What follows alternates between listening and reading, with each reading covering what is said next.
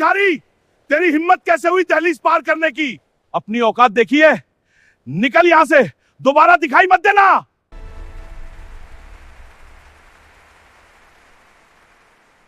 आज यह मंच पर चढ़ने से ठीक पहले मुझसे कहा गया कि मेरे ये फटे हुए कपड़े पूरी दुनिया के सामने मेरे देश की बेइज्जती करेंगे। पर आज मैं आपसे पूछना चाहता हूँ, क्या मेरा देश इन चंद कपड़ों से छोटा हो जाता है, या उन लोगों की छोटी सोच से जो इंसान को उसकी गरीबी से नापते हैं?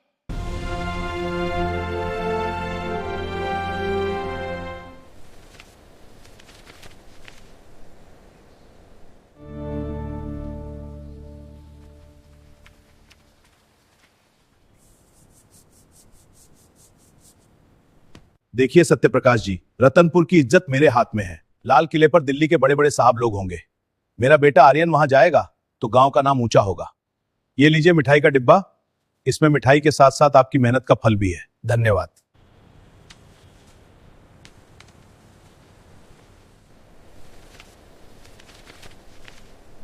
लेकिन सरपंच साहब, स्कूल में एक लड़का है सूरज, उसकी लिखावट और बोलने का अंदाजा अद्भुत है। अगर अधिकारियों ने उसे सुन लिया तो? अधिकारी वही सुनेंगे जो आप उन्हें सुनाएंगे। वो सूरज जिसके बाप के पास 2 वक्त की रोटी नहीं है, वो फटे कपड़ों में प्रधानमंत्री के सामने खड़ा होगा? नहीं। देश देखेगा तो क्या कहेगा कि हमारे गांव में अच्छे कपड़े पहनने वाले बच्चे नहीं हैं? सूरज को पीछे रखिए और आर्यन को तैयार कीजिए। यह चुनाव नहीं, हमारा फैसला है।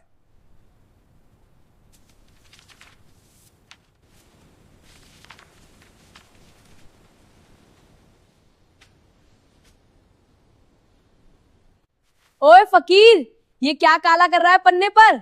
सुना है तू भी लाल किले जाने के ख्वाब देख रहा है। अरे वहां जाने के लिए सिर्फ रट्टा मारना काफी नहीं होता, ढंग के कपड़े और रसूख चाहिए होता है। देख, मेरे पापा ने मेरे लिए खास दिल्ली से ये ब्रांडेड जूता और कोट मंगवाया है। कॉपी वापस करो आर्यन। भाषण जूतों से नहीं, दिल और दिमाग से दिया जाता है। मैं वहाँ देश की सच्चाई बताने जाना चाहता हूँ, अपनी अमीरी दिखाने नहीं। सच्चाई? तेरी सच्चाई तो ये फटी शर्ट और मैली चप्पलें हैं। देख लेना, कल जब दिल्ली से बड़े साहब आएंगे तो वो सिर्फ मुझे ही चुनेंगे, क्योंकि मेरे पापा ने प्रिंसिपल साहब की जेब गरम कर दी है। तू बस यहाँ बैठकर मक्खियां मार।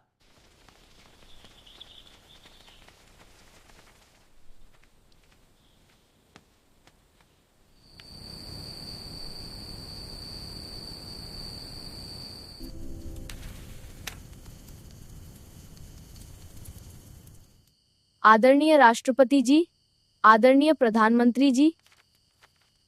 बेटा, क्यों इन बड़े लोगों से मुकाबला कर रहा है? हम मेहनत मजदूरी करने वाले लोग हैं। सरपंच के खिलाफ जाएगा तो हमें गांव में रहने नहीं दिया जाएगा। ये अमीर लोग अपनी कुर्सी के लिए किसी भी गरीब का गला घोट सकते हैं। माँ, मास्टर जी कहते हैं कि हमारा संविधान सबको बराबर का मौका देता है। अगर मेरा भाषण अच्छा हुआ तो कोई अमीर गरीब का भेद नहीं कर पाएगा। मैं ये भाषण सिर्फ अपने लिए नहीं, हमारे जैसे हजारों लोगों के लिए दे रहा हूँ, जिनकी आवाज गांव की गलियों में ही दम तोड़ देती है। देखिए प्रिंसिपल साहब, मैंने स्कूल के नए कमरे बनवाने का वादा किया है। बस ये ध्यान रहे कि वो सूरज नाम का लड़का उस दिल्ली वाले साहब के सामने न भटकने पाए। वो जरा ज्यादा ही होशियार बनता है। आर्यन ही मंच पर जाना चाहिए ताकि गांव में मेरा रुतबा बना रहे। आप बेफिक्र रहिए सरपंच साहब, सूरज को मैंने पहले ही धमका दिया है। कल चयन के वक्त मैं उसे स्टोर रूम की सफाई में लगा दूंगा। साहब आएंगे, आर्यन का रटा रटाया भाषण सुनेंगे और उसे फाइनल कर देंगे। सूरज को तो स्कूल के गेट के अंदर भी नहीं आने दूंगा। आप बिल्कुल भी फिक्र मत करिए, सूरज को तो मैं संभाल लूंगा।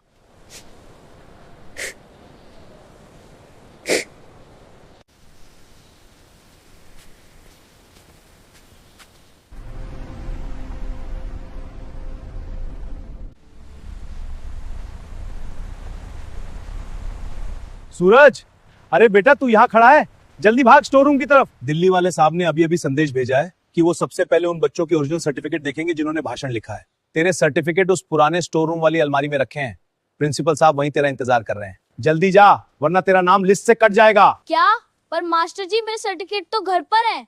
अरे नहीं, प्रिंसिपल साहब ने कल ही मंगवा लिए थे। तू बहस मत कर, बस भाग, साहब अंदर आने ही वाले हैं। कोई है? कहाँ गए सब? यहाँ कोई नहीं है।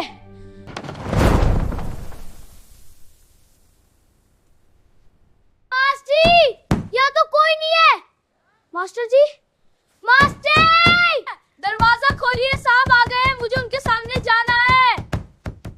तू साहब के सामने नहीं जाएगा सूरज। तू जाएगा तो आर्यन का क्या होगा। अब वहीं बैठ और देख कि कैसे किस्मत पैसों वालों का साथ देती है।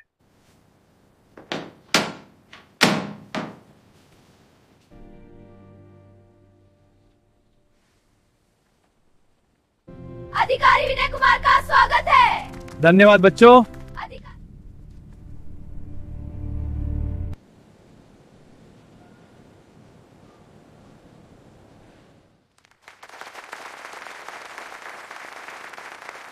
मास्टर जी को है, दरवाजा खोलिए प्लीज, कोई तो सुनो। मैं आप सभी का स्वागत करता हूं।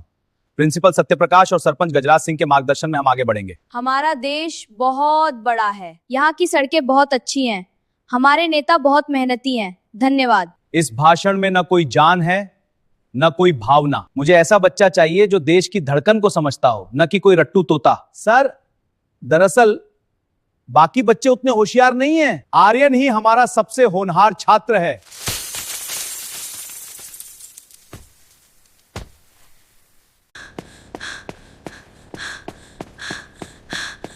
रुकिए साहब, अभी सबसे बेहतर भाषण होना बाकी है।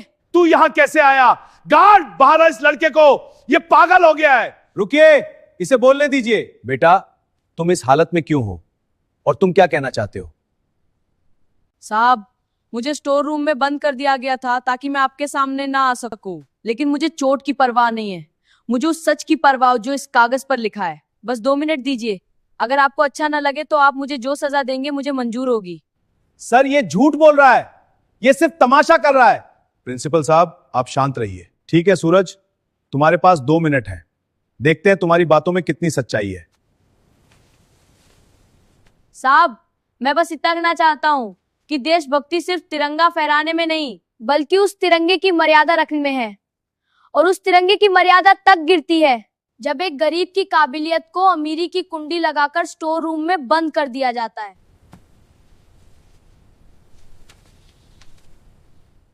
अद्भुत। जिस लड़के में अपनी आवाज के लिए दीवारें तोड़ने का साहस हो, वही लाल किले की प्राचीर से देश को जगा सकता है। प्रिंसिपल साहब, आपका होनहार आर्यन तो सिर्फ शब्द पढ़ रहा था, पर यह लड़का सच बोल रहा है। मुझे मेरा वक्ता मिल गया है। 26 जनवरी को दिल्ली में सूरज ही बोलेगा।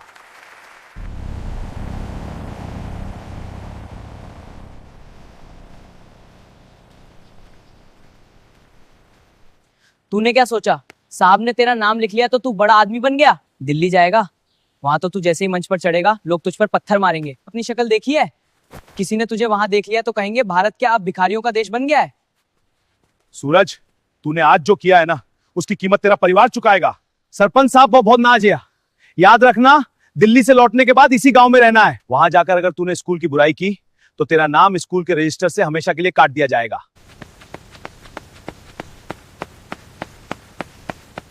रुक जा, कहां जा रहा है तू?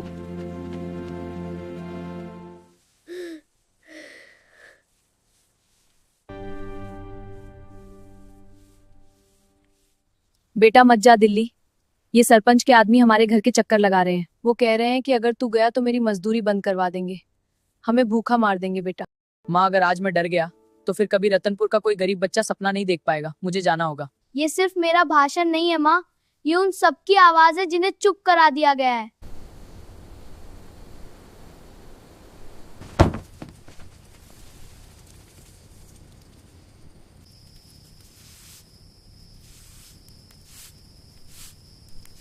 मेरे पास तुझे देने के लिए नए कपड़े नहीं हैं, पर ये शर्ट साफ है, इसे पहनकर जाना। और याद रखना, वहां बड़े बड़े लोग होंगे, पर तू अपनी आंखों में छोटापन मत लाना। मेरा प्यारे बेटा, तुझे मेरा आशीर्वाद। जी माँ। सदा खुश रहो और हमेशा सफलता मिले।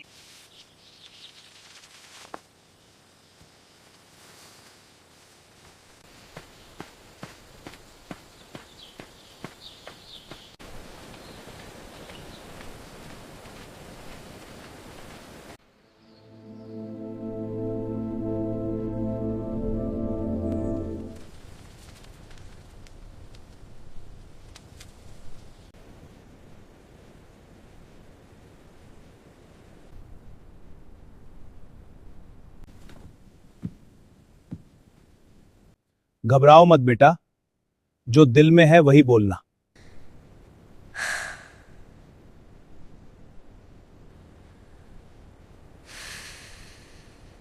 आदरणीय प्रधानमंत्री जी, राष्ट्रपति जी और यहाँ मौजूद मेरे देश के भाग्य विधाताओं, जय हिंद। मेरा नाम सूरज है। मैं एक ऐसे गांव से आता हूँ जहाँ सूरज की किरणें पहुँचने से पहले गरीबी पहुँच जाती है। आज यहाँ खड़े होने से पहले मेरे ये फटे हुए कपड़े और घिसी हुई चप्पलें दुनिया के सामने मेरे देश की बेइज्जती करेंगी। लेकिन मैं पूछना चाहता हूँ, क्या मेरा देश इन चंद धागों से बना है? क्या मेरा भारत सिर्फ उन चमकते शहरों और ऊंची इमारतों में बसता है? नहीं, मेरा भारत उस मजदूर के पसीने में है जो चिलचिलाती धूप में सड़कें बनाता है। मेरा भारत उस माँ की ममता में है जो खुद भूखी रहकर अपने बच्चे को स्कूल भेजती है ताकि वो पढ़ लिख कर इस सिस्टम को बदल सके।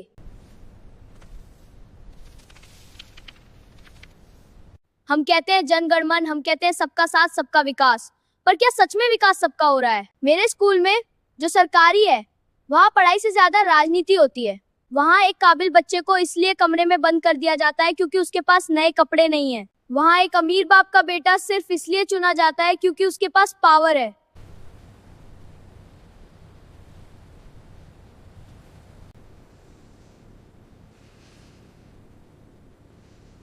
अगर आज दिल्ली से आए साहब विनय कुमार ने मुझ पर भरोसा न किया होता तो आज मैं यहाँ नहीं, अपने गांव के किसी खेत में मजदूरी कर रहा होता।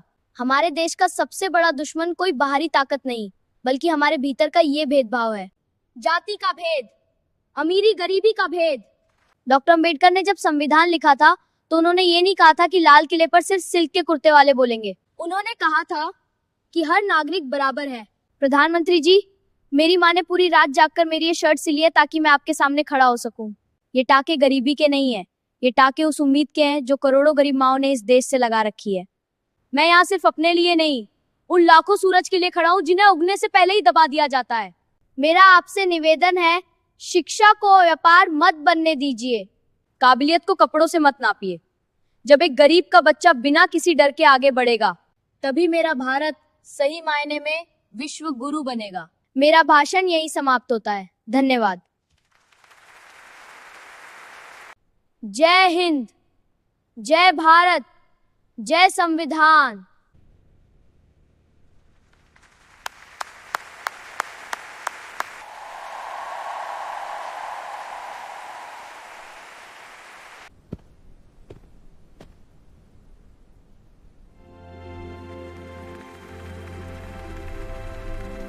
आज इस बच्चे ने मुझे भाषण देना नहीं बल्कि देश को सुनना सिखाया है। सूरज, तुम्हारे ये फटे कपड़े बेइज्जती नहीं बल्कि उस ईमानदारी का प्रमाण है जिसे हमें संजोना है। मैं आज इसी मंच से घोषणा करता हूं कि सूरज की पढ़ाई का पूरा खर्च भारत सरकार उठाएगी।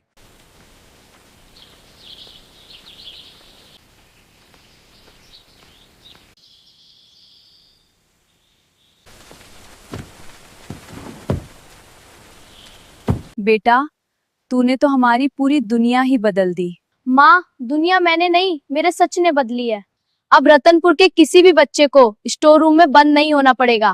काबिलियत किसी लिबास या दौलत की मोहताज नहीं होती। अगर आपके शब्दों में सच्चाई और इरादों में दम है तो दुनिया की कोई भी दीवार आपको ऊंचाई छूने से नहीं रोक सकती। इंसान को उसकी जाति या गरीबी से नहीं, उसके चरित्र से पहचानिए। तो दोस्तों, रतनपुर के उस छोटे से सूरज की ये कहानी हमें सिखाती है कि सफलता किसी महंगे लिबास की मोहताज नहीं होती। अगर आपके इरादे चट्टान जैसे मजबूत हों और आपके शब्दों में सच्चाई हो तो किस्मत का ताला भी एक दिन जरूर खुलता है। अगर आपको सूरज के उस साहस ने और उसकी मां के उस त्याग ने आपके दिल को छुआ है तो इस वीडियो को एक लाइक जरूर दीजिएगा। अपने दोस्तों और परिवार के साथ शेयर जरूर करें और ऐसी ही और प्रेरणादायक कहानियों के लिए हमारे चैनल को सब्सक्राइब करना ना भूलें और बेल आइकन को दबाएं। जय हिंद, जय भारत।